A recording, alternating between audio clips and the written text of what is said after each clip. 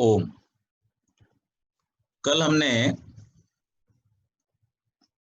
न्याय दर्शन के प्रथम अध्याय के प्रथम आह्निक से 8 सूत्रों का पाठ किया था, जिसमें प्रमाण के विषय में बतलाया गया और उसके साथ साथ दूसरे सूत्र में जो अपवर्ग का साधन है, मुक्ति का साधन है, दुख से छूटना, और दुख से छूटने के लिए आवश्यक है जन्म मरण के बंधन से छूटना, उसके लिए आवश्यक है प्रवृत्ति से छूटना, प्रवृत्ति से छूटने के लिए आवश्यक है दोषों से छूटना, और दोषों से छूटने के लिए आवश्यक है मिथ्या ज्ञान से छूटना। तो इस प्रतिज्ञा के साथ में इस शास्त्र को आरंभ किया गया था कि इस शास्त्र का भी प्रयोजन अन्य दर्शनों की भांति मनुष्य को दुखों से छुड़ा करके और अपवर्ग की प्राप्ति कराना है, मोक्ष की प्राप्ति कराना है। और इसी क्रम में प्रमाणों के बाद कि जिनके द्वारा किन्हीं पदार्थों की परीक्षा की जाती है, अब उन परीक्षा किए जाने वाले पदार्थों का वर्णन यहां पर किया जाएगा। तो 9वां सूत्र है आत्म शरीरेन्द्रियार्थ बुद्धि मनः प्रवृत्ति दोष प्रेत्य भाव फल दुखापवर्गाः तु प्रमेयम। ये 12 प्रमेय बतलाए गए हैं। आत्मा, शरीर, इंद्रियां, अर्थ, बुद्धि, मन, प्रवृत्ति, दोष, प्रेत्य भाव, फल, दुख और अपवर्ग। अब हम इनको क्रमशः एक एक करके समझेंगे। सबसे पहले आत्मा। आत्मा, आचार्य जी सॉरी, प्रमेय का अर्थ क्या होता है? प्रमेय मतलब जिसको जाना जाए, the object to be known by प्रमाण। अच्छा, आप प्रमाण देंगे किसी चीज को प्रमाणित करने के लिए ना, हाँ जी हाँ जी। तो जिसको आप प्रमाणित करते हैं उसका नाम है प्रमेय।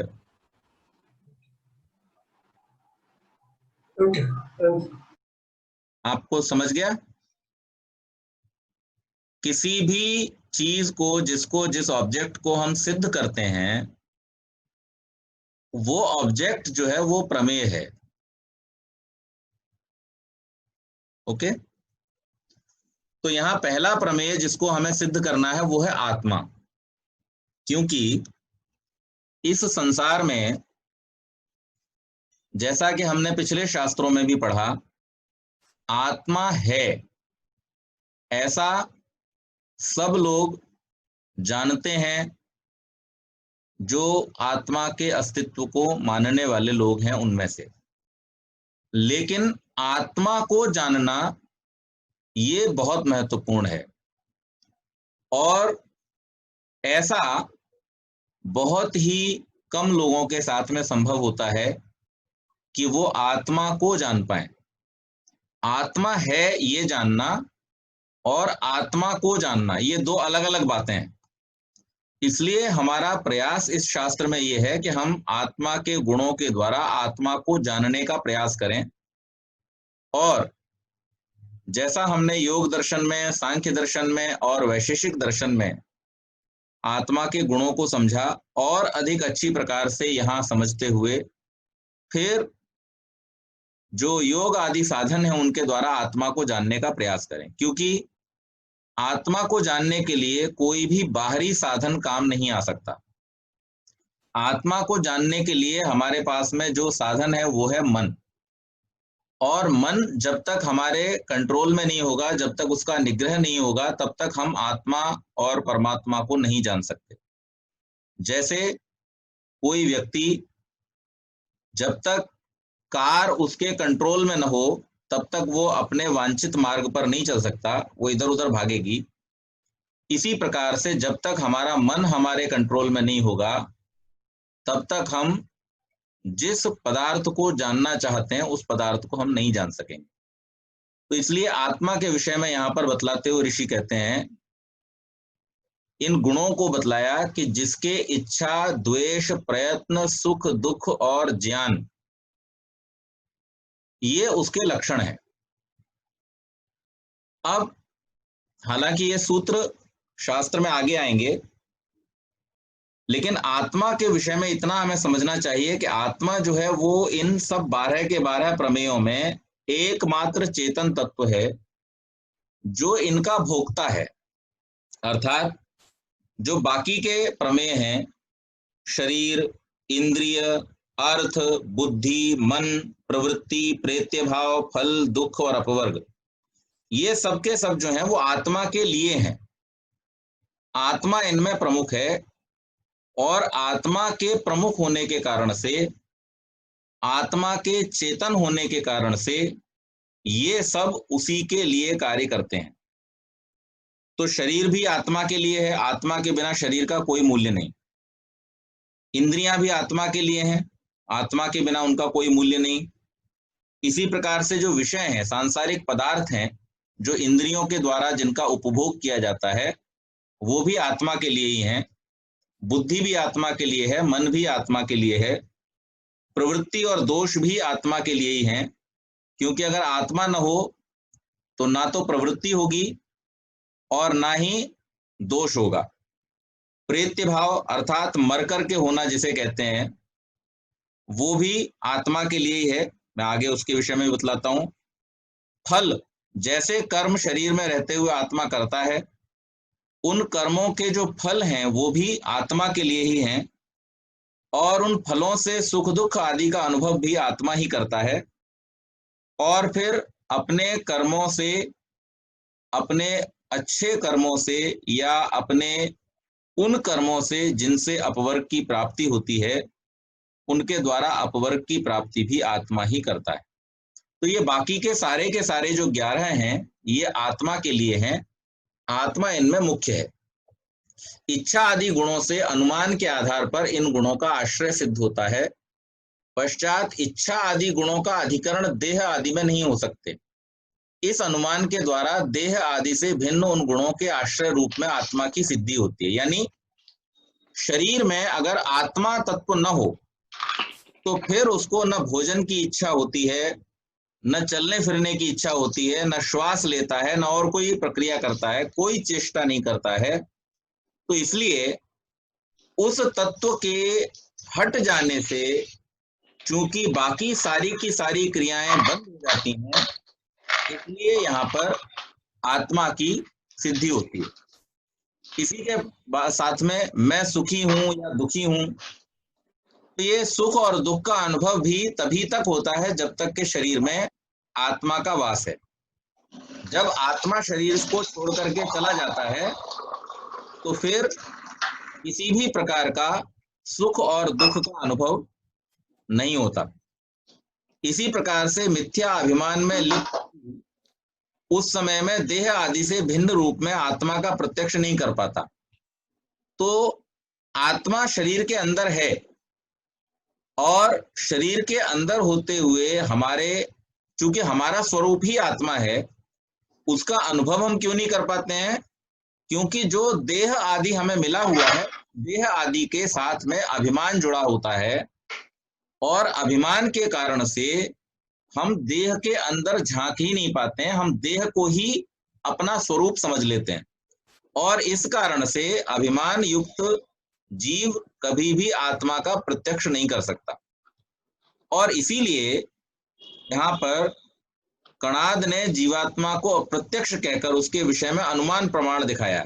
यानी जो हमने अभी वैशेषिक दर्शन समाप्त किया, उसमें अनुमान प्रमाण महर्षि कणाद ने इसीलिए आत्मा के विषय में रखा। इच्छा आदि आत्मा के असाधारण विशेष गुण हैं, अन्यथा इच्छा आदि गुण आत्मा के लक्षण नहीं हो सकते। और न्याय के मत में आत्मा की अनेकता, विभुता तथा नित्यता मानी गई है। धर्माधर्म रूप अदृश्य का आश्रय आत्मा यहाँ ज्ञान आदि गुणों का अधिकरण है। यही कारण है कि कोई सुखी और कोई संसार में दुखी दिखाई देता है।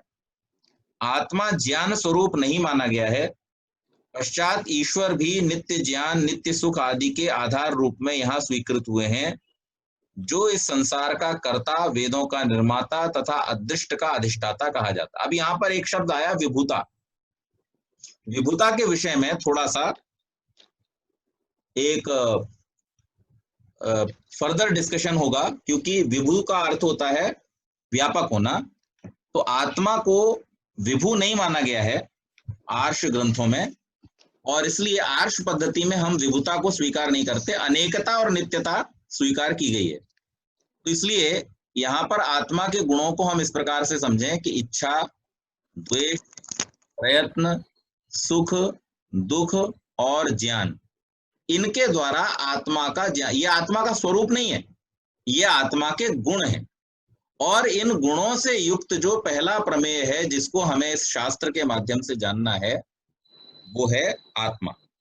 चेतन तत्व, सबका दृष्टा और भोक्ता, सब इंद्रियों के द्वारा ग्राह्य, समस्त विषयों का जानने वाला है, क्योंकि वही सब विषयों का अनुभव करता है।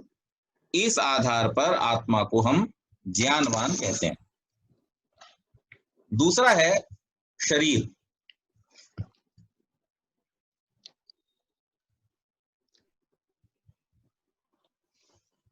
आत्मा के प्रयत्न से जो क्रिया होती है उसका नाम है चेष्टा। इस चेष्टा का आश्रय शरीर होता है। आत्मा अगर चाहे कि वो कुछ कार्य कर ले बिना शरीर के, तो ये हो पाना संभव नहीं है।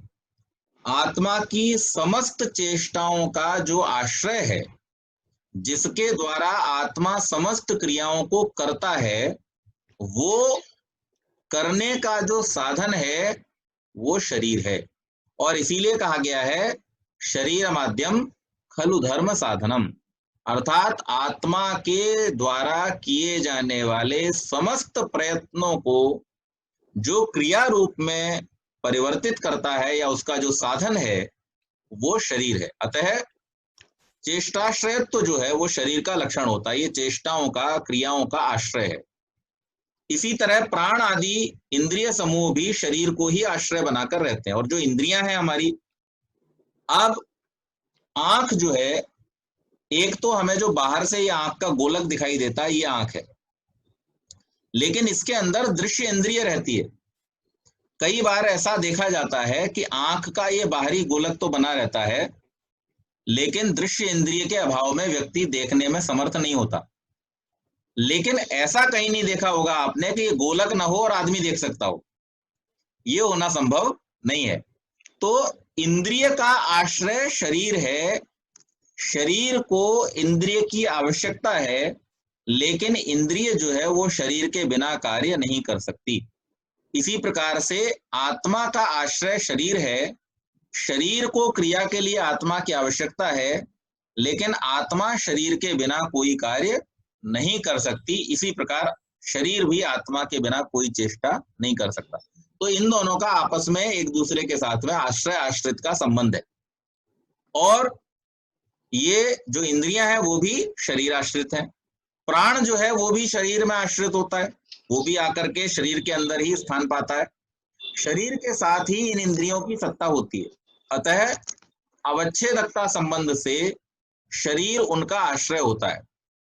अवच्छेदकता संबंध मतलब कि जिसमें अलग होने की संभावना भी है, क्योंकि जब शरीर को छोड़ता है तो इस शरीर को छोड़ते समय आत्मा के साथ सूक्ष्म शरीर चला जाता है, और जब सूक्ष्म शरीर चला जाता है तो वो जब दूसरा शरीर धारण करता है तो ये इंद्रियां वहां सूक्ष्म शरीर के रूप में उस दूसरे शरीर को धारण कर लेते हैं। तो अवच्छेदकता संबंध का मतलब यह हुआ कि जिस संबंध में वियोग हो और संयोग के बाद में वियोग होने की भी संभावना उपस्थित रहे, उसे अवच्छेदकता संबंध कहते हैं।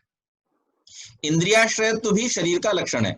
तो शरीर के लक्षणों में जैसे आत्मा के लक्षणों में इच्छा, द्वेष, प्रयत्न, सुख, दुख, ज्ञान था, इसी प्रकार से शरीर के लक्षणों में चेष्टा का आश्रय होना, इंद्रियों का आश्रय होना तथा अर्थाश्रय होना। अर्थाश्रय तो मतलब जितने भी इंद्रियों के विषय हैं उन सब विषयों का भी आश्रय शरीर ही है, क्योंकि शरीर में रूप, रस, गंध, स्पर्श आदि सब विद्यमान है, और इस शरीर में उनकी विद्यमानता होने के कारण से ही हमें इन सब का अनुभव होता है।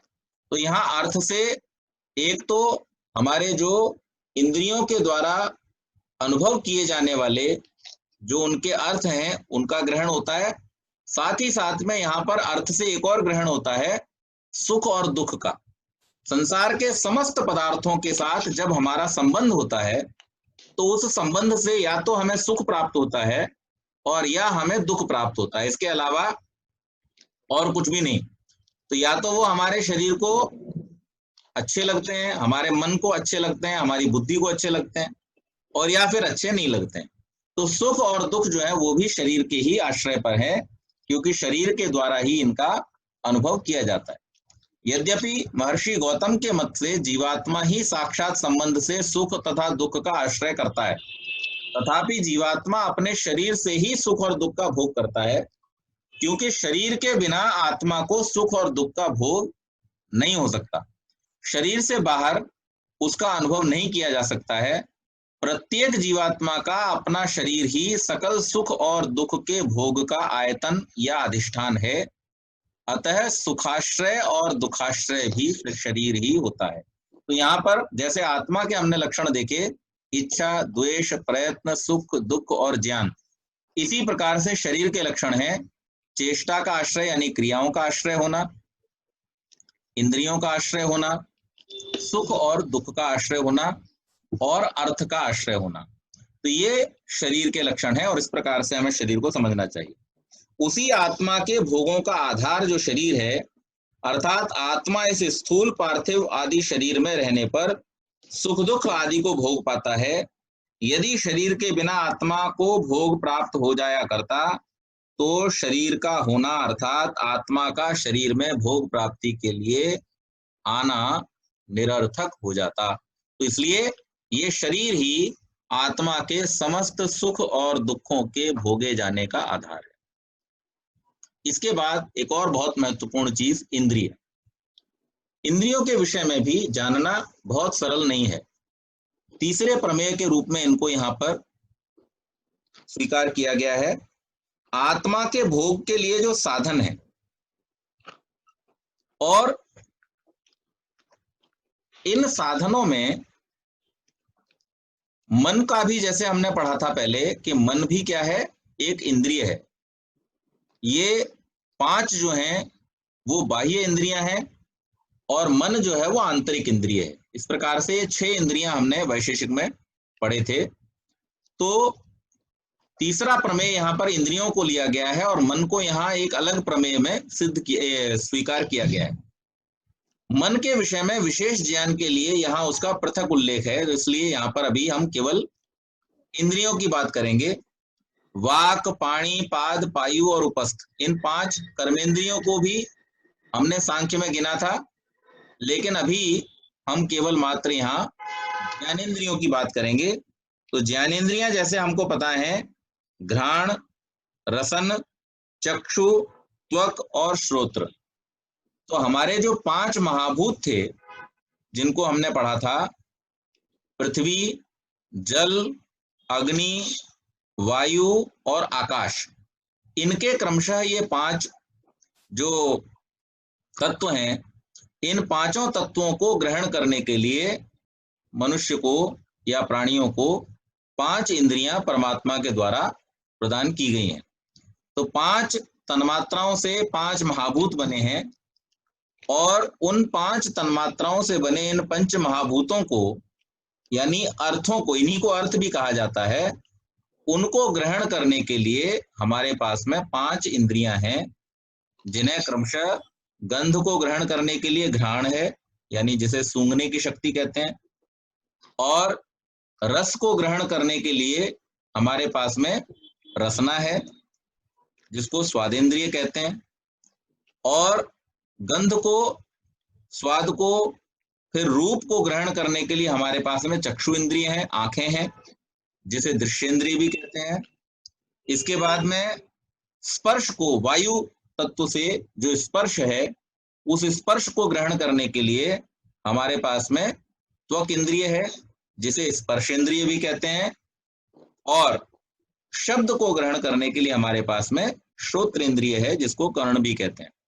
तो इस प्रकार से इनकी मूल युक्ति यही है कि गंध, रस, रूप, स्पर्श तथा शब्दों के बीच में घ्राण इंद्रिय जब केवल गंध को ही ग्रहण करता है तथा रसना केवल रस का ही प्रत्यक्ष करता है, तब उसे भौतिक ही कहना उचित होगा, क्योंकि जो भूत हैं अलग अलग, उनसे निर्मित वहां अनुमान द्वारा हमें सिद्ध होता है कि गंध का संबंध सीधे सीधे किससे होगा?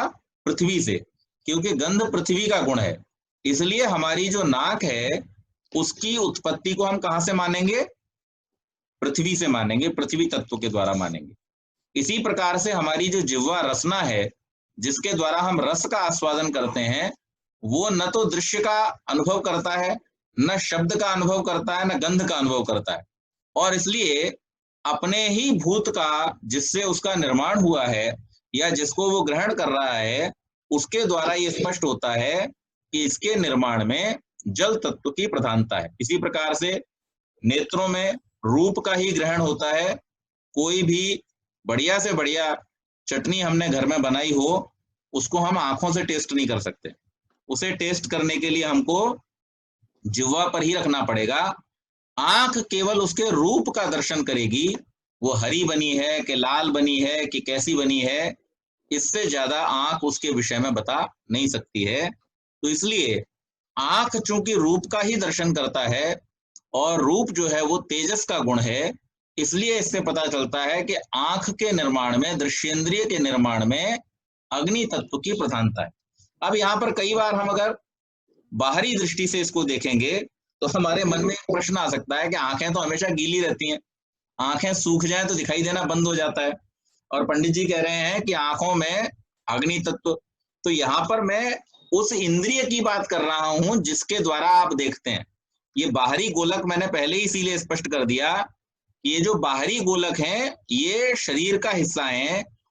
इसके अंदर जो छुपी हुई इंद्रिय है, जिसके न होने पर ये गोलक भी किसी काम का नहीं रहता, उस इंद्रिय का निर्माण, उस सूक्ष्म तत्व जो इंद्रिय के नाम से जाना जाता है, उस दृश्येंद्रिय का निर्माण, चक्षु इंद्रिय का निर्माण जो हुआ है, उसमें अग्नि तत्व की प्रधानता है। इसी प्रकार से जो हमारी स्पर्श इंद्रिय, हमारी जो त्वचा है, उस त्वचा का जो निर्माण है वो किससे हुआ है? वो वायवीय तत्वों से हुआ है, क्योंकि इसमें स्पर्श की प्रधानता है। इससे ना तो हम देख सकते हैं, ना इससे हम सुन सकते हैं, ना इससे हम सूंघ सकते हैं, ना इससे हम चख सकते हैं। इससे केवल मात्र हम स्पर्श कर सकते हैं और स्पर्श का अनुभव कर सकते हैं, और स्पर्श जो है वो मुख्य रूप से वायु का गुण है। हालांकि स्पर्श तेजस में भी है, स्पर्श जल में भी है, स्पर्श पृथ्वी में भी है, लेकिन मुख्य रूप से जो स्पर्श है वो वायु में, क्योंकि वायु में केवल और केवल स्पर्श ही होता है। इसलिए इस इंद्रिय के निर्माण में वायु तत्व की प्रधानता है। और इसके साथ साथ जो शब्द है वो आकाश का गुण है। इसलिए वैसे तो कर्णेंद्रिय को, श्रवणेंद्रिय को इंद्रिय माना ही नहीं गया है शास्त्र में, लेकिन जो अनुभव शब्द का होता है वो आकाश का तत्व होने के कारण से, आकाश में उपस्थित होने के कारण से उसका जो स्थान है वो श्रवणेंद्रिय को माना गया। और इसीलिए श्रवणेंद्रिय जैसे आकाश कोई तत्व नहीं है, इस प्रकार से ही श्रवणेंद्रिय भी कोई अलग से इंद्रिय नहीं है, बल्कि ये दोनों जो हैं एक दूसरे पर इसी प्रकार से निर्भर हैं कि जैसे आकाश में कोई रचना विशेष नहीं होती है, कोई स्थिति विशेष नहीं होती है, केवल आकाश है, और उस आकाश में आप जिस भी पदार्थ को रख देते हैं, जैसे मैंने आपको उदाहरण दिया था कि आकाश में आपने घड़े को रख दिया तो वो मठाकाश हो गया। आपने उस आकाश के अंदर एक कमरे का निर्माण कर दिया, आकाश हो गया। और इसी प्रकार से ये भिन्न भिन्न रूपों को धारण कर लेता है आकाश। वही आकाश में उपस्थित इस श्रवणेंद्रिय की भी है। भूपेश जी म्यूट कर लीजिए। हाँ करूँ ना, लिंक भी भेजा आपको मैंने। भूपेश जी म्यूट कर लीजिए अपने को। सॉरी।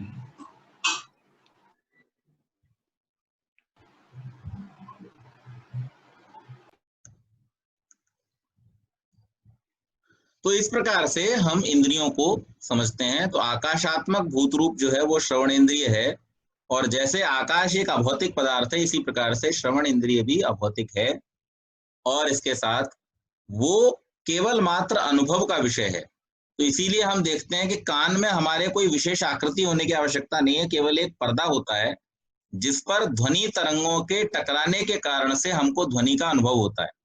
और संसार में जितनी भी ध्वनियां हैं, शब्द हैं, उनके उत्पन्न होने का कारण मैंने आपको बतलाया था कि या तो किसी चीज का संयोग होना, दो चीजों का, या फिर किसी एक चीज का दूसरी चीज से वियोग होना, और या फिर शब्द। ये तीन ही कारण होते हैं शब्द को उत्पन्न करने के। तो ये शब्द जो आकाश का गुण है, इसी को ग्रहण करने वाली जो इंद्रिय है वो श्रवण इंद्रिय है। इस प्रकार से ये 5 हमारी इंद्रियां होती हैं, और ये इंद्रियां भी केवल और केवल आत्मा के भोग्य जो पदार्थ हैं, अर्थ हैं, उनका ग्रहण करने का साधन है। इसके बाद अगला जो तत्व है वो है अर्थ।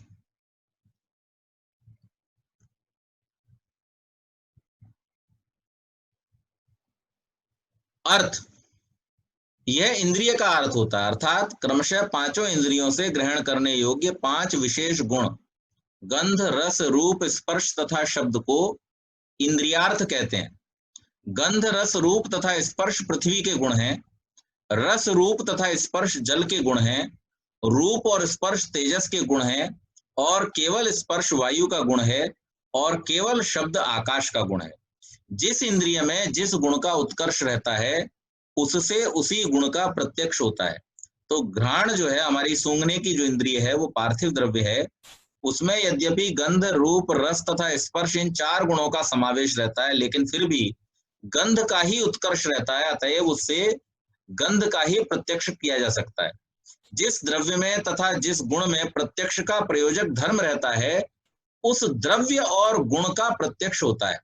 यानी मैंने अभी जैसे आपको इंद्रिय के विषय में बतलाते हुए कहा था कि जिस इंद्रिय में जिसकी प्रधानता है, उसी का साक्षात उसके द्वारा होगा, प्रत्यक्ष उसके द्वारा होगा। इसी प्रकार से अर्थ के विषय में भी समझना चाहिए, क्योंकि प्रत्यक्ष अर्थ का होता है। तो जिस इंद्रिय में जिस गुण की प्रधानता है या जिस धर्म की प्रधानता है, उसी का वो प्रत्यक्ष करेगी। तो जिस अर्थ को हम जिस इंद्रिय के द्वारा ग्रहण कर सकते हैं, वो उसका धर्म है। केवल उद्भूतत्व धर्म से युक्ति रूप विशेष और उस रूप से युक्त द्रव्य का ही प्रत्यक्ष होता है। यद्यपि रूप चक्षुष में भी है, किंतु वह उद्भूतत्व धर्म विशिष्ट नहीं है, अतएव उसका प्रत्यक्ष नहीं होता। जैसे पाषाण आदि अनेक द्रव्यों में गंध रहने पर भी उसमें गंध की उत्कटता नहीं है, अतः उसका प्रत्यक्ष नहीं होता। इसी तरह से घ्राणगत गंध का भी प्रत्यक्ष नहीं होता। रसना आदि इंद्रियों में रहने वाले रस आदि गुणों का प्रत्यक्ष नहीं होता। इस मत में इंद्रिय को अतीन्द्रिय माना गया है। तो अब पहली चीज तो यहां पर यह बतलाई गई कि जिन पदार्थों के गुणों को ग्रहण करने के लिए जिस इंद्रिय का उद्भव हुआ है और जिस गुण की उसके अंदर प्रधानता रहती है, उन्हीं द्रव्यों के अर्थों को अर्थात गुणों को वो ग्रहण करती है। तो चाक्षुष में अपने देखने की इंद्रिय में, आंखों में हमारी जो शक्ति है वो किसकी है? तेजस की है। तो इसके कारण से वो केवल रूप का साक्षात्कार करेगा। रसना में जल तत्व प्रधान है, इसलिए वो इसका ग्रहण करेगा। अब यहाँ एक और विशेष बात बतला दी गई अर्थ के संबंध में कि जीभ में स्वयं रस भी है। आप देखते हैं हमारी जो जिह्वा है वो हमेशा गीली रहती है, लेकिन इस रस का हमें कोई स्वाद अनुभव नहीं होता। क्यों नहीं होता? क्योंकि वो उसके अंदर अतीन्द्रिय है, अर्थात वो उसमें पूरी तरह से स्वयं ही स्वरूप रस है, और स्वयं ही स्वरूप रस होने के कारण से उसका अनुभव हमारी ये इंद्रिय नहीं कर सकती। बाहर से जो भी पदार्थ इस पर रखा जाएगा, उस पदार्थ का अनुभव ये करेगी, उसके रस का अनुभव ये करेगी, लेकिन जो स्वयं का पदार्थ है उसका ये अनुभव नहीं कर सकते। इसलिए हमारे मुख में जब हम चीनी का एक दाना रखते हैं तो उसका स्वाद तो हमको आता है, लेकिन मुंह के अंदर जो जीव है इसका हमें कोई स्वाद नहीं आता। इसी प्रकार से हमारी जो नाक है, घ्राणेन्द्रिय है, इस घ्राणेन्द्रिय का निर्माण भी पृथ्वी तत्व से हुआ है, लेकिन इसको अपनी कोई गंध नहीं आती, जबकि बाहर से कोई भी पदार्थ छोटे से छोटा, चाहे सुगंध युक्त हो चाहे दुर्गंध युक्त हो, इसके सामने रखा जाए तो उसकी गंध का ये अनुभव करती है, परंतु स्वयं की गंध का अनुभव नहीं करती। इसी प्रकार से अन्यों के विषय में भी समझना चाहिए।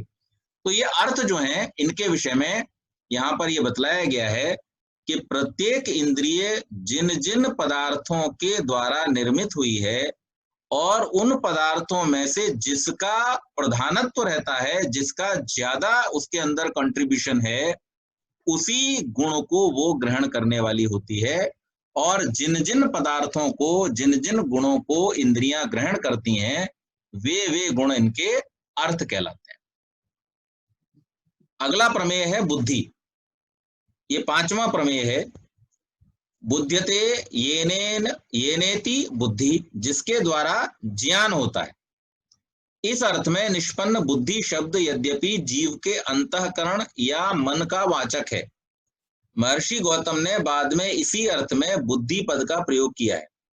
तथापि प्रमेय के रूप में बुद्धि की चर्चा है, वह आत्मा का प्रत्यक्ष आदि ज्ञान रूप है। ज्ञानार्थक बुद्ध धातु से भाव में तिन प्रत्यय करने पर निष्पन्न बुद्धि पद ज्ञान रूप अर्थ का वाचक होता है। इसी को उपलब्धि भी कहते हैं। न्याय मत में बुद्धि, उपलब्धि और ज्ञान भिन्न पदार्थ नहीं है। अब मैंने आपको जब कल बतलाया था कि 12 प्रमेय होते हैं, उस समय मैंने बुद्धि के साथ साथ ज्ञान और उपलब्धि शब्दों का प्रयोग किया था। वो क्यों किया था? इसलिए क्योंकि एक तो बुद्धि हो गई संज्ञा, एक बुद्धि हो गया विशेषण, और एक बुद्धि हो गया ऑब्जेक्ट। तो ये ज्ञान होना, उपलब्धि होना और बुद्धि जो संज्ञा है, इन 3 रूपों में हम इसको ग्रहण करते हैं। और 3 रूपों में से यहां जिस पद की बात की जा रही है वो है ज्ञान या उपलब्धि। यहाँ पर बुद्धि जो मन का ही एक रूप होता है, या मन के बजाय हम यूं कहें कि अंतःकरण का ही एक भाग होता है। जो हमने अंतःकरण के 4 भाग पढ़े थे, मन, बुद्धि, चित्त और अहंकार, यहाँ पर उस बुद्धि की बात नहीं हो रही है, बल्कि उसके द्वारा जो अनुभवजन्य ज्ञान प्राप्त होता है, उस ज्ञान की यहाँ पर चर्चा हो रही है। उसको यहाँ पर प्रमेय माना गया है। तो प्रमाणों के द्वारा हम किसको जानते हैं? ज्ञान की प्राप्ति करते हैं। बुद्धि वह भोग है जो गंधादि अर्थों विषयों का आत्मा को अनुभव होता है। यानी हमने किसी पदार्थ को, गुलाब का फूल हमने सामने देखा, अब गुलाब का फूल सामने हमने देखा, उसको हमने सूंघा और सूंघने से हमें उसकी खुशबू का ज्ञान हुआ। तो ये जो ज्ञान है ये उसके विषय में प्रमाण है। इसके साथ में हमने उसका रूप देखा, हमने उसका रंग देखा, हमने उसका स्पर्श देखा। अब समझ लीजिए कि कभी ऐसी स्थिति हुई कि आपकी आंखों पर पट्टी बंधी हुई है या अंधेरे का समय है, और उस अंधेरे के समय में आपके सामने गुलाब का फूल लाया गया, आपको दिखाई नहीं दे रहा, उसका रूप नहीं दिखाई दे रहा, लेकिन चूंकि आपने उसका नाक से यानी गंध के द्वारा भी साक्षात्कार किया हुआ है, तो वो ज्ञान आपके पास में है, वो प्रमाण आपके पास में है। और इसलिए जब आप उस फूल को अंधेरे में बिना देखे हुए सूंघेंगे तो भी आप बता पाएंगे कि ये गुलाब का फूल है। अगर मान लीजिए न देखने की सुविधा उपलब्ध हुई, न सूंघने की सुविधा उपलब्ध हुई, लेकिन केवल मात्र स्पर्श की सुविधा आपको मिल गई, तो वो स्पर्श करके भी आप बता सकते हैं कि ये फूल गुलाब का फूल है, क्योंकि आपने उसका स्पर्श पहले किया हुआ है। तो इसी प्रकार से आपको अगर मान लीजिए कि आपने उसकी पत्ती को भी चाख करके देखा था, बहुत सारी गुलाब की बहुत अच्छी अच्छी चीजें बनती हैं, गुलकंद बनता है, तो आपने गुलाब की पत्ती का स्वाद भी अगर चखा हुआ था, तो आपने जिह्वा के द्वारा, रसना के द्वारा भी उसका अगर प्रत्यक्ष किया हुआ था, तो चाहे आपको छूने को भी न मिले, चाहे आपको देखने को भी न मिले, और चाहे आपको सूंघने को भी न मिले, लेकिन अगर आपको एक पत्ती खाने के लिए मिल गई, तो उसके द्वारा भी आप बता सकते हैं कि ये फूल गुलाब का फूल है। तो इन चारों के द्वारा जो ज्ञान आपको प्राप्त हुआ वो प्रमाण बन गया। तो जिसके द्वारा हम जानते हैं वो प्रमाण है, और जिसको जानते हैं वो प्रमेय है। तो यहाँ पर ये जो ज्ञान है उसको प्रमेय के रूप में स्वीकार किया गया है। तो इंद्रियों के द्वारा आत्मा को जो प्राप्त होता है, जो भोग प्राप्त होता है, उसका नाम ज्ञान है। अब इसके बाद में आता है मन। मन के विषय में हालांकि हम पहले भी काफी चर्चा कर चुके हैं।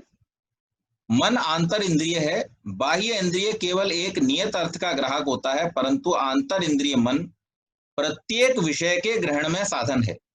जिस इंद्रिय के साथ मन का संबंध होगा उसी इंद्रिय के विषय का ग्रहण आत्मा करेगा। यदि मन इस अंतराल में सक्रिय न रहे तो प्रत्येक इंद्रिय के अपने विषय के साथ उपस्थित होने पर एक समय में सब विषयों का ज्ञान होता रहना चाहिए, जो अव्यवहार्य व अनिष्ट है।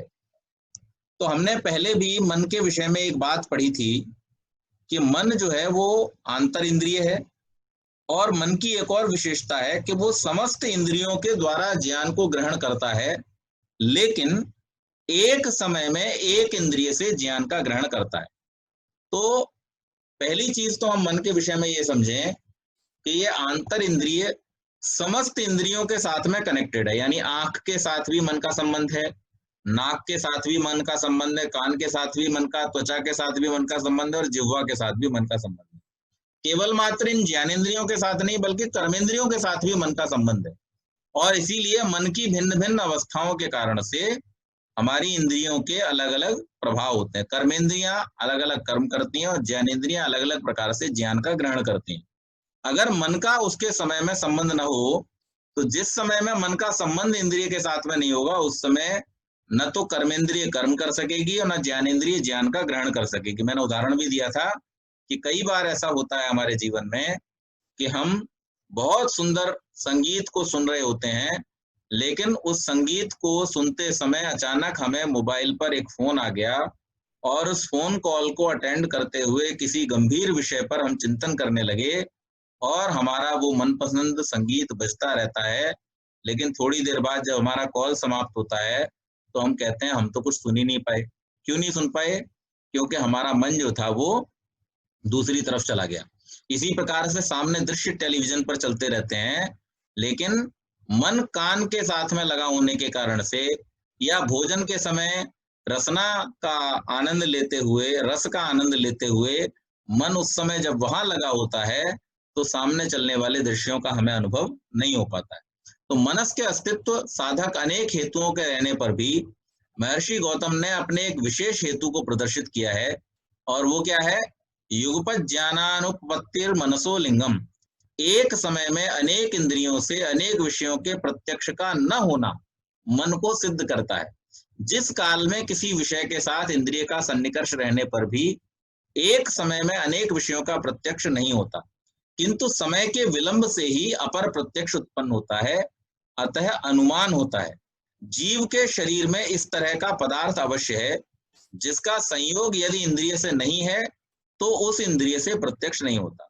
वह पदार्थ परमाणु की तरह अत्यंत सूक्ष्म है, अतएव एक समय में अनेक इंद्रियों से उसका संयोग नहीं हो पाता।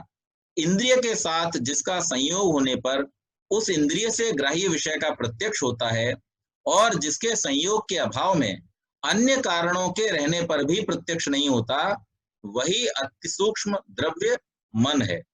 जीव के देह में वह एक ही मनस रहता है, यानी एक ही रहता है।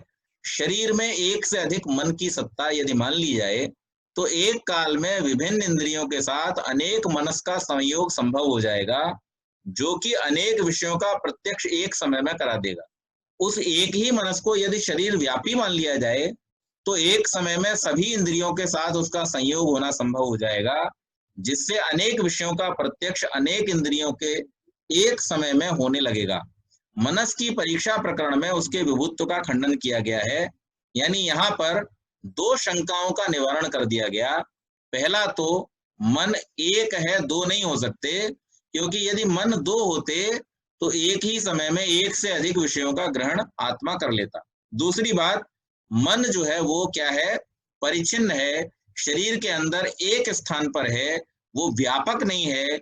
यदि व्यापक होता तो भी उसका एक समय में ही अनेक इंद्रियों के साथ में संबंध हो सकता और उसके कारण से वो भिन्न भिन्न विषयों को एक ही साथ में ग्रहण कर सकता, लेकिन ऐसा होना संभव नहीं है। तो इसलिए यहाँ गौतम ऋषि ने मन का लक्षण करते हुए स्पष्ट रूप से सूत्र में 16वां सूत्र आएगा तब वहां पर बतलाया गया है कि जिसके द्वारा युगपत ज्ञान न हो सके, एक समय में एक ही ज्ञान को जो ग्रहण करता है, एक ही ज्ञानेंद्रिय से जो ग्रहण करता है, उसका नाम मन है।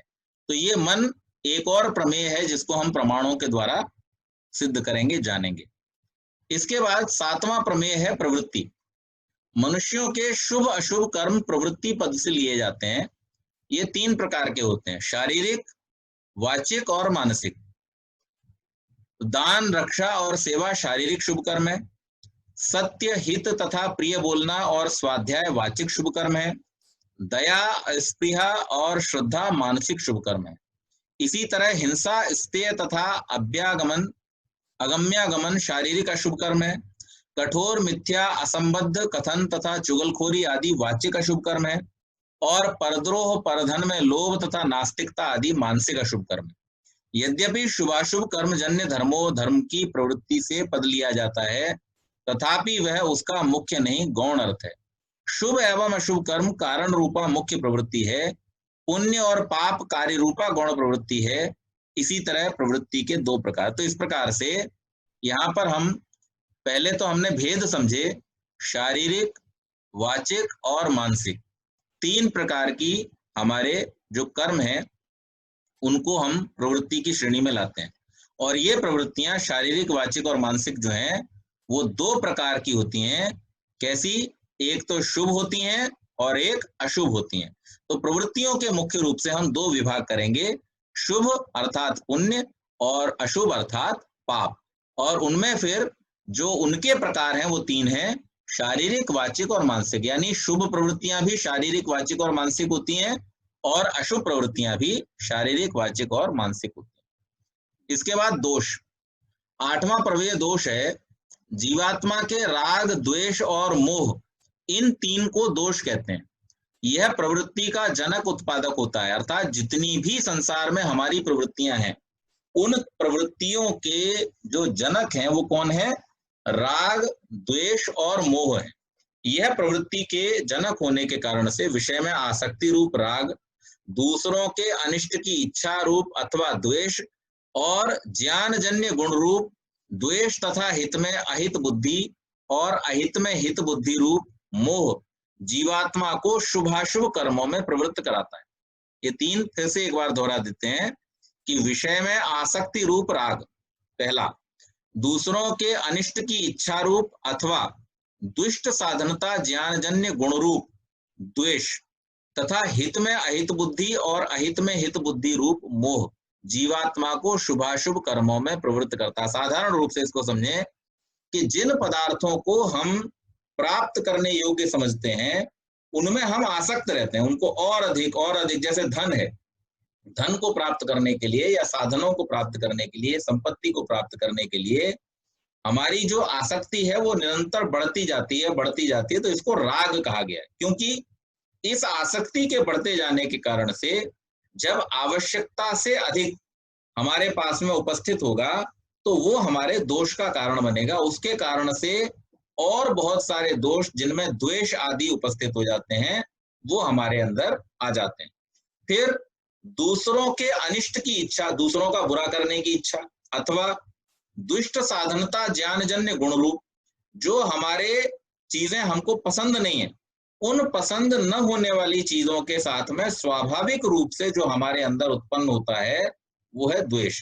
जैसे जिन चीजों को हम चाहते हैं, पसंद करते हैं, उनके प्रति हमारे मन में आसक्ति रूप राग है, इसी प्रकार से जिन चीजों को हम नहीं चाहते उनके प्रति हमारे मन में द्वेष है। आपने देखे होंगे बहुत सारे ऐसे लोग कि जिनसे आप कभी कहें कि चलिए सत्संग में चलते हैं, तो वो आपको कहेंगे अरे कहाँ जाके टाइम वेस्ट करना। यानी उनको सत्संग में जाना टाइम वेस्ट करना लगता है। और उन्हीं से अगर आप कहें कि चलो मूवी देख करके आते हैं, डिस्को में चलते हैं, रेस लगाने चलते हैं, तो उनको वो सारे के सारे काम बहुत अच्छे लगते हैं। उसमें उन्हें लगता है कि जीवन का सारा रस जो है वो हमको इसी में मिलता है।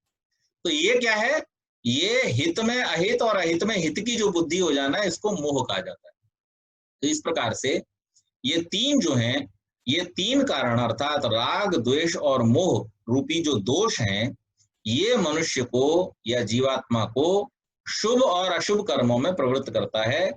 काम, क्रोध, मत्सर, असूया प्रवृत्ति दोष, इन 3 प्रकारों के दोष में ही आ जाते हैं। इनमें भी मोह सबसे बड़ा अधर्म है। मोह का अर्थ है एक तरह से जो यहाँ पर स्पष्ट कर दिया, हित में अहित बुद्धि और अहित में हित की बुद्धि। यानी व्यक्ति को जब यही समझ आना बंद हो जाता है कि उसके लिए क्या अच्छा है और क्या बुरा है। कोई व्यक्ति अगर संसार में फंसा हुआ है, बहुत बुरी तरह से फंसा हुआ है, एक उदाहरण आप सबने सुना होगा तुलसीदास जी का, एक उदाहरण आपने सुना होगा कालिदास जी का। इन दोनों के ही जीवन की जो घटना है वो लगभग समान रूप से वर्णित होती है कि दोनों की ही पत्नियों ने उनको उलाहना दी कि तुम ये सारा का सारा अपना जीवन ऐसी अच्छी बुद्धि होते हुए भी व्यर्थ किए देते हो। तुम्हें जिस कार्य को करना चाहिए ईश्वर प्राप्ति के लिए, परमात्मा की साधना के लिए, और ये जो तुम्हें कवित्व रूपी इतना सुंदर गुण मिला हुआ है इसकी साधना के लिए तुम्हें अपने समय को लगाना चाहिए, लेकिन तुम्हारा सारा का सारा समय जो मूर्खतापूर्ण कार्यों में जाता है। अत्यंत राग होना भी, चाहे वो पत्नी में हो चाहे संपत्ति में हो, अच्छा नहीं है। और जब इस प्रकार की उलाहना, इस प्रकार का उपदेश उनको मिला तो आगे चल करके ये दोनों ही अपने जीवन में अनेक अनेक बड़े बड़े ग्रंथों के करने वाले महान विद्वान बने। तो ये क्यों हुआ? क्योंकि उनके अंदर राग का दुर्गुण था, और राग का दुर्गुण जो है वो उपदेश के द्वारा दूर किया गया। इसी प्रकार से द्वेष के संबंध में भी आपने उदाहरण देखा होगा। अंगुलीमाल नाम का एक डाकू था, इसकी कहानी आती है कि एक सन्यासी के उपदेश से, संभवतः महात्मा बुद्ध के उपदेश से, उसने लूटपाट छोड़ दी और वो सदाचारी बन गया।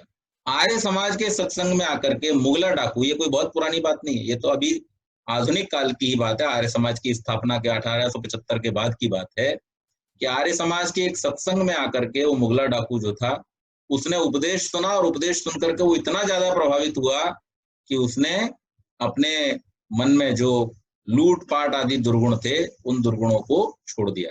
इसी प्रकार से हमने देखा कि महात्मा श्रद्धानंद हो, चाहे अमीचंद हो, अर्थात जाने कितने सारे ऐसे जो पुरुष, ऐसे जो लोग जिनके मनों में नाना प्रकार की भ्रांतियां थी, नाना प्रकार के दोष थे, वो सारे के सारे दोष जो हैं वो अच्छे उपदेश के द्वारा दूर हो गए। लेकिन जिसके मन में मोह उत्पन्न हो जाए, अर्थात जो हित को अहित और अहित को हित समझने लगे, यानी जैसे रावण, आधुनिक युग के विद्वानों की तो छोड़ दीजिए, हनुमान जैसा परम विद्वान जिसके विषय में महात्मा, बड़े बड़े लोग और स्वयं रामचंद्र जी इस बात को कहते हैं कि ये व्यक्ति कोई साधारण विद्वान नहीं है, ये चारों वेदों का, शास्त्रों का बहुत बड़ा पंडित है, क्योंकि इतनी ज्ञान विज्ञान से पूर्ण बातें, इतनी राजनीति के गूढ़ रहस्यों से युक्त बातें कोई सामान्य व्यक्ति नहीं कर सकता। इस प्रकार की बात स्वयं रामचंद्र जी जो कि एक महान विद्वान है, एक बहुत ही सदाचारी व्यक्ति हैं, वो जब कह रहे हैं हनुमान के विषय में, और वो हनुमान भी जाकर के जिसको नहीं समझा सके, जिसकी बुद्धि में परिवर्तन नहीं कर सके, उसका कारण क्या था कि उसके मन में हित को अहित और अहित को हित समझने रूपी मोह ने वास कर लिया था।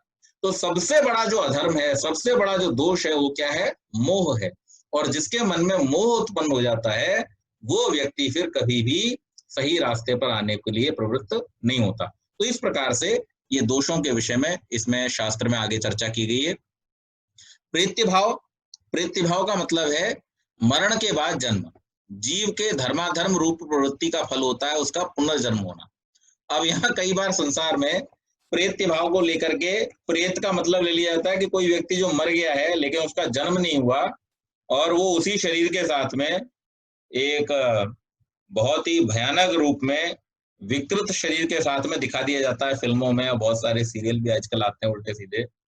लेकिन वो प्रेत्य भाव नहीं है। वास्तव में प्रेत्य भाव क्या है कि मरण के बाद पुनः जन्म होना, जन्म के बाद फिर मरण, मरण के बाद फिर जन्म होता। तो ये पुनर्जन्म जो है ये धर्माधर्म दोष मूलक है, अतः पुनर्जन्म भी परंपरा संबंध से दोष मूलक ही होता है। पुनर्जन्म कब होगा? जब आपके कुछ दोष बचे होंगे। अगर दोषों का समूल नाश हो जाए तो आपकी मुक्ति हो जाएगी। दोषों के नष्ट हो जाने से, हमने क्या कहा था कि मिथ्या ज्ञान के नष्ट होने से दोष नष्ट हो गए, दोष के नष्ट होने से प्रवृत्ति नष्ट हो गई, प्रवृत्ति के नष्ट होने से जन्म नष्ट हो गया, जन्म के नष्ट होने से दुख नष्ट, और दुख के नष्ट होने से अपवर्ग हो जाता है। तो अगर दोष नष्ट हो जाएंगे तो फिर जन्म का होना होगा ही नहीं। जन्म अगर हो रहा है तो इसका मतलब है वो दोष मूलक है, यानी दोषों के कारण से हो रहा है। जीवात्मा नित्य है, अतएव उसकी उत्पत्ति और विनाश नहीं होता। अनादिकाल से ही जीव बारंबार स्थूल शरीर को धारण करता आ रहा है, जिसे यहाँ पुनरुत्पत्ति या प्रेत्य भाव कहा जाता है। तो जीवात्मा के नित्य होने से ही उसका पुनर्जन्म रूप प्रेत्य भाव सिद्ध होता है। तो इसलिए प्रेत्य भाव के विषय में अगर मन में कोई भ्रांति है तो निकाल दें। प्रेत का मतलब होता है जिसने पुनः जन्म ले लिया। तो हम सब भी प्रेत हैं क्योंकि हम बार बार जन्म मरण के बंधन में पड़े हुए हैं। जिस दिन जन्म मरण के बंधन से निकल जाएंगे उस दिन हम आत्मा हो जाएंगे, हमारी मुक्ति हो जाएगी।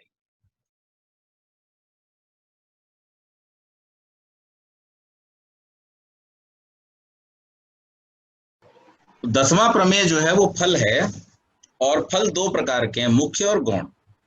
तो जीवों को जो सुख तथा दुख मिलता है वो उनका मुख्य फल है, और जो उसके लिए साधन देह तथा इंद्रिय आदि मिलते हैं वो गौण फल है। जैसे हमने पहले भी शास्त्र में पढ़ा था कि जाति, आयु और भोग, ये 3 रूपों में हमको फल मिलता है। तो जो भोग है वो मुख्य है, जाति और आयु जो मिली है यानी शरीर, इंद्रियां और उसके साथ में जो आयु हमको मिला है वो उसमें गौण रहता है। जीव का फल किसी भी प्रकार का क्यों न हो, वह उसके पूर्व जन्मकृत धर्म और अधर्म से ही उत्पन्न होता है, और वह धर्माधर्म उसके दोष से उत्पन्न होता है। तो ये बात आप अब इस बात को बहुत अच्छी तरीके से समझ सकते हैं, अपने मन के अंदर इसकी स्थापना कर सकते हैं। ये आपको न्याय करने में बहुत बड़ी सहूलियत, बहुत बड़ी एक सहायता प्रदान करेगा कि जो कुछ भी होता है वो पूर्व जन्म के फल कर्मों का फल होता है। और पूर्व जन्मकृत जब हम यहाँ पर कह रहे हैं तो पूर्व जन्मकृत का मतलब ये नहीं है कि सारे के सारे कर्म जो आपने पिछले जन्म में किए हों।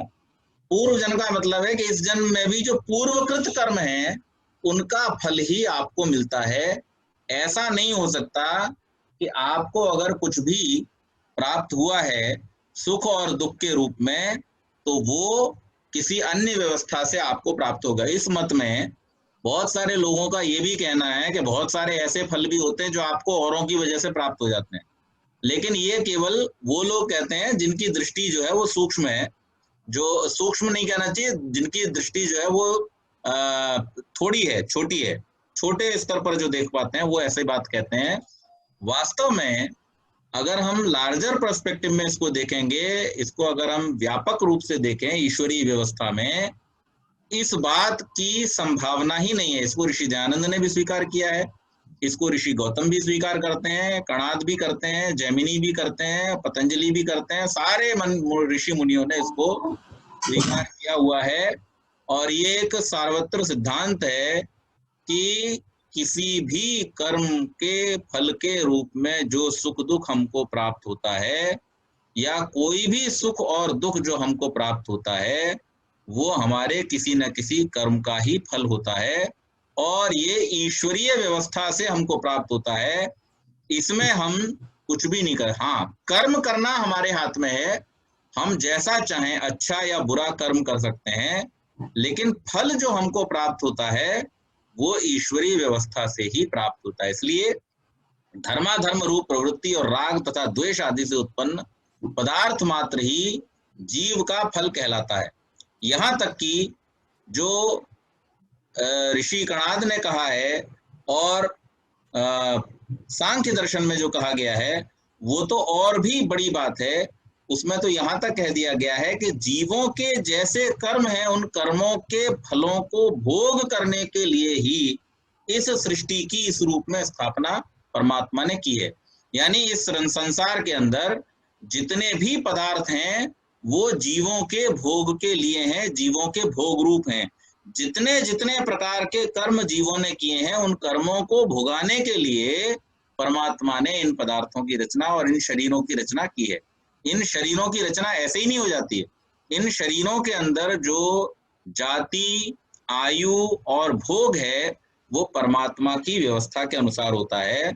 और परमात्मा इतना न्यायकारी है, इतना न्यायकारी है कि उसने ये न करके कि किसी व्यक्ति को वो उसकी इच्छा के विरुद्ध या इस प्रकार से कि उसको दुख देने वाला हो, ऐसा करके वो किसी कर्म का फल उसको दे, बजाय इसके परमात्मा की न्याय के साथ साथ जो दया की बात ऋषि दयानंद ने लिखी है, वो दया इस रूप में है कि वो उसको ऐसे शरीरों में ही भेज देता है कि जहां पर वो अपनी जाति के अनुसार आयु और भोग प्राप्त कर लेता है। तो यही परमात्मा की जो विशेषता है, परमात्मा के न्याय की जो विशेषता है, ये बड़ी अद्भुत, बड़ी विचित्र है। और इसीलिए ऋषि दयानंद जो है आर्य समाज के दूसरे नियम में लिखते हैं कि वह परमात्मा न्यायकारी भी है और दयालु भी है। न्यायकारी और दयालु किस रूप में है कि वो न्याय तो करता है, जिसने जो कर्म किया उसके कर्म का फल तो उसको देता ही देता है, निश्चित रूप से देता है। अवश्य में भोक्तव्यम कृतम कर्म शुभाशुभम, उसके विधान में किसी प्रकार का व्यवधान नहीं होता, वो विधान उसका निश्चित है और आपको आपके कर्म का फल मिलेगा। लेकिन उसकी दयालुता ये है कि वो ऐसे प्रकार से, इस तरीके से उन कर्मों के फलों को देता है कि वो जीव जो है वो उसी व्यवहार को, उसी स्वभाव को धारण करके जन्म लेता है और वैसे ही शरीरों में उसकी गति होती है। तो यहाँ पर हमारा जो कर्तव्य है वो क्या है कि हम इन भिन्न भिन्न प्रकार के, जो नाना प्रकार के गंदे भोग करने वाले गंदे शरीर या छोटे शरीर या अधम शरीर हैं, उन अधम शरीरों से बचने के लिए सदैव श्रेष्ठ कर्म करते हुए मुक्ति का उपाय करें, अपवर्ग का उपाय करें। इसके बाद अगला है दुख। तो जितने भी जन्म, उन जन्मों के कारण आपको दुख मिलेगा। दुख क्या है? इसके ज्ञान के बिना अपवर्ग प्राप्ति का अधिकार ही नहीं बनता। बांधना, पीड़ा तथा ताप आदि शब्द का अर्थ ही दुख है। किसी बंधन में पड़ना, किसी प्रकार की पीड़ा का होना, किसी प्रकार के ताप का होना, ये दुख कहलाता है। प्राचीन आचार्यों के मत से इसके तीन भेद हैं, आध्यात्मिक, आधिदैविक और आधि भौतिक। हमने इन तीनों को पिछले शास्त्रों में पढ़ा है। जो त्रिताप पद से प्रसिद्ध है। प्रतिकूल अनुभूति के कारण दुख स्वभाव से ही अप्रिय पदार्थ है। इसका लक्षण प्रतिकूल वेदनीय कहा गया है और जीवों के दुख का घर है उसका शरीर। देह धरे का दुख है सब काहू को होए।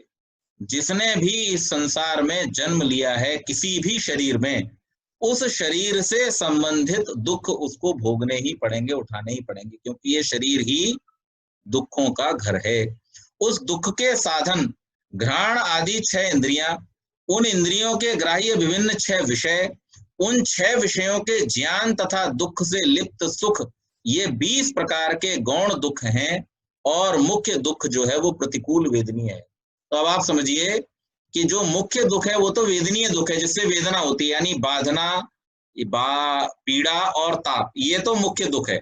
लेकिन जो जिन्हें हम सुख समझे बैठे हैं वो सुख भी वास्तव में क्या है? दुख हैं। कौन कौन से? कि जो हमारी 6 इंद्रियां, 5 ज्ञानेंद्रियां और 1 मन, और उन इंद्रियों के साथ में उनके विषय, तो 6 और 6 12, और उन विषयों के द्वारा ज्ञान से दुख लिप्त, दुख से लिप्त, ये जो 20 प्रकार के गौण दुख हैं, ये जो हैं वो गौण कहलाते हैं और मुख्य दुख जो है वो प्रतिकूल वेदनीय। भाष्यकार ने कहा है जहां सुख है वहां दुख अवश्य रहता है। सुख के साथ दुख का अभिन्नाभाव संबंध है। अभिन्नाभाव का मतलब क्या है? कि जो कभी एक दूसरे से अलग होते ही नहीं है। जहां जहां सुख होगा वहां वहां दुख अवश्य होगा। और फलता, अच्छा किसी भी, समझिए कोई बढ़िया से बढ़िया पदार्थ ले लीजिए, उस बढ़िया से बढ़िया पदार्थ से आपको सुख तो प्राप्त होता है, लेकिन चूंकि वो पदार्थ नाशवान है, तो जैसे ही उसके नष्ट होने का समय आएगा आपको उसके वियोग का दुख होगा। तो हर सुख के साथ में इस रूप में दुख जुड़ा हुआ है। तो ये अगला प्रमेय है। और इसके बाद में है अपवर्ग, 12वां प्रमेय, यानी जो मुख्य प्रमेय है। इन दुखों की, जिनकी हमने चर्चा की, आत्यंतिक निवृत्ति हो जाना ही अपवर्ग कहलाता है। सुषुप्ति काल में तथा प्रलय आदि में जो दुख की सामयिक निवृत्ति होती है वो आत्यंतिक दुख निवृत्ति नहीं है, यानी कि सोते समय आदमी अपने सारे दुख भूल जाता है। और दूसरा,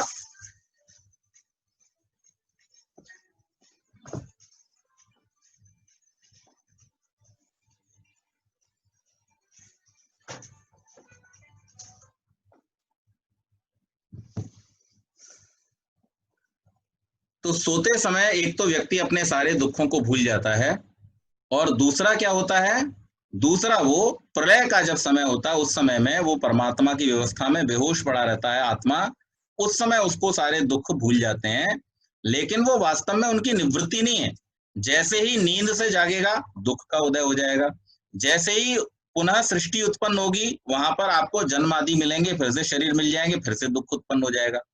तो वास्तव में दुख की जो आत्यंतिक निवृत्ति है वो कैसे होगी, तो वो इस प्रकार से होती है कि जब स्वरूप का ज्ञान होता है, जब आत्मा अपने ठीक ठीक रूप को समझ जाता है और समझ करके जब तदनुसार आचरण करता है, अर्थात तत्व ज्ञान के द्वारा जो अपवर्ग है वो हमें प्राप्त होता है। जब हमारा समस्त मिथ्या ज्ञान समाप्त हो जाता है और तत्व ज्ञान का उदय हो जाता है, राग द्वेष आदि भी जो प्रवृत्तियां हमारी हैं वो प्रवृत्तियां समाप्त हो जाती हैं, और इन प्रवृत्तियों के समाप्त हो जाने से जब हमारे जन्म मरण के चक्र समाप्त हो जाते हैं तो उस समय में हमारा ये आत्यंतिक निवृत्ति की स्थिति में अपवर्ग का होना संभव होता है। तो इस प्रकार से ये 12 प्रमेय हैं, और जो हमने कल प्रमाण पढ़े इनके द्वारा इस शास्त्र को आगे बढ़ाया जाएगा। आज की चर्चा को हम यहीं पर समाप्त करते हैं। बहुत बहुत धन्यवाद।